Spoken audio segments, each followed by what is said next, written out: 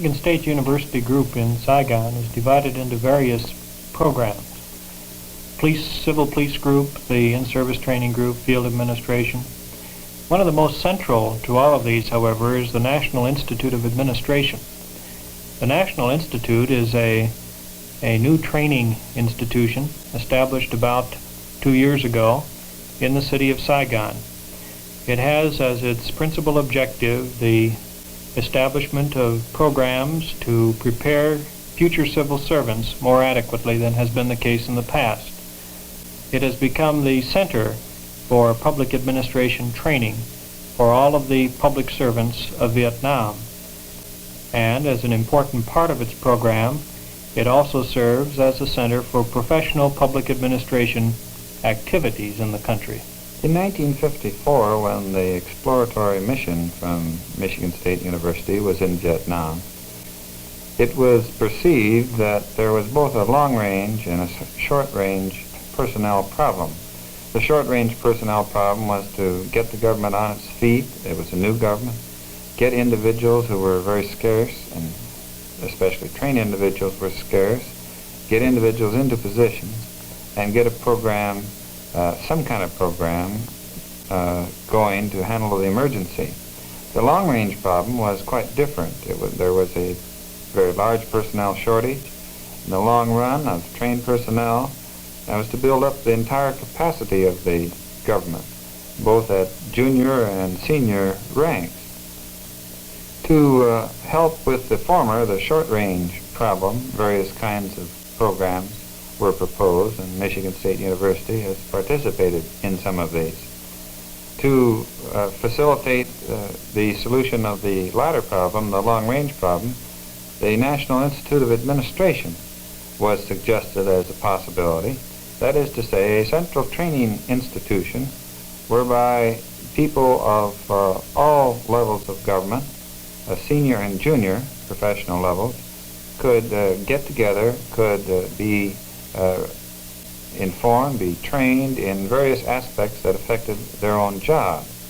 And thus the National Institute is the long-range hope, I should say, of improving the civil service of the country of Vietnam. Actually, the development of National Institutes of Administration is a rather common feature of many overseas technical assistance or Point 4 programs.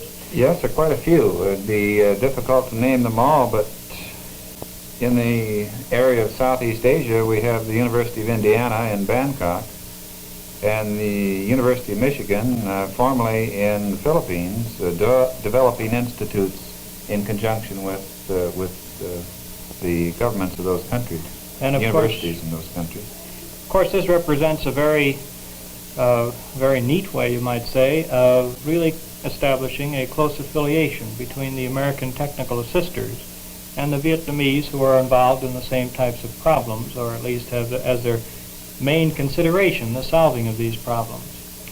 I think in the case of the National Institute in Saigon, we've been able to relate our activities to these other institutes you mentioned, and I think it's been to the benefit of the Vietnamese, to the benefit of the Americans at the Institute, to be able to draw upon the experiences of other countries in the area. Yes, I think it's given them a feeling of regional unity, of getting to know their neighbors, of getting to feel that their problems are not unique.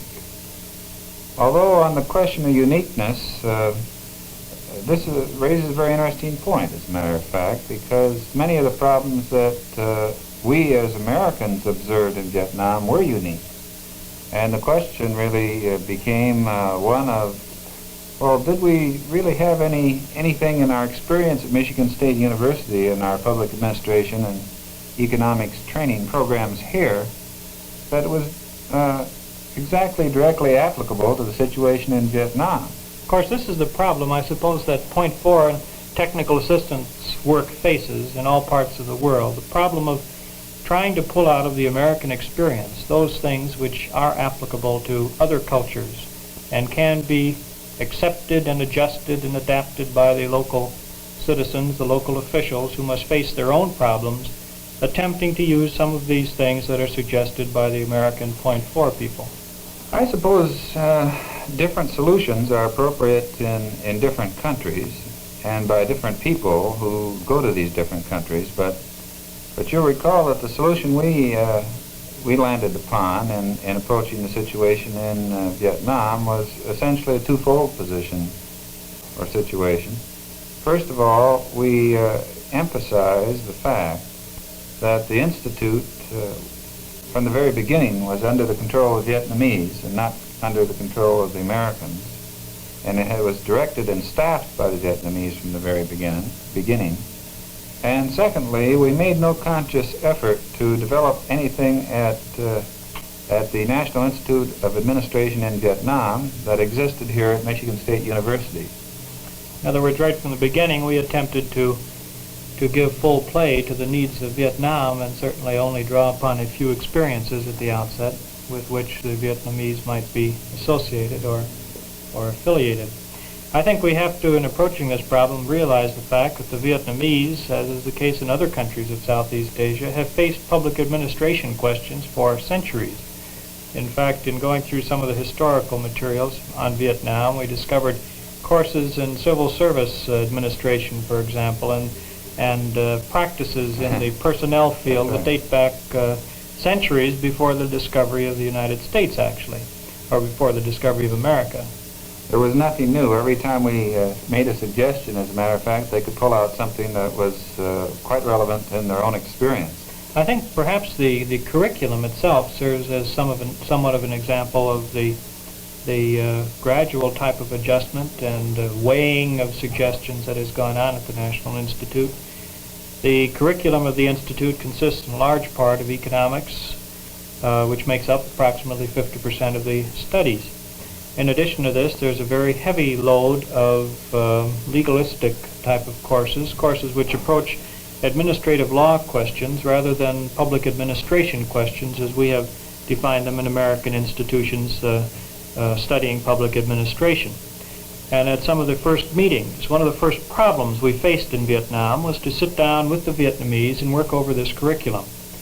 And I'm sure you recall well some of those early meetings where we got into some very interesting discussions from which we all profited as to exactly what in the American public administration experience was adjustable and adaptable by the Vietnamese. Yes, these early problems were compounded by a series of difficulties. One of the difficulties, of course, being a language difficulty. Another being the totally different kind of cultural situation in the United States as contrasted to Vietnam. Different language, different majority religions in the two countries, different kind of experience in education, different kind of economic system. All of these made it difficult to communicate adequately until you got to know each other and study each other very, very thoroughly. But there was one great advantage, I thought, in the situation in Saigon. There is, and this advantage still obtains, and that is the Institute was actually located very, very close to the presidency, to the seat of government, to government offices. And this permitted an interchange between the students and the faculty at the Institute and the government and government agencies, which was very, very nice. Well, that's one of the reasons you recommended in your early report, that is, the group of 4 professors recommended, that the small school of administration in Dalat be transferred down to Saigon. Isn't this right?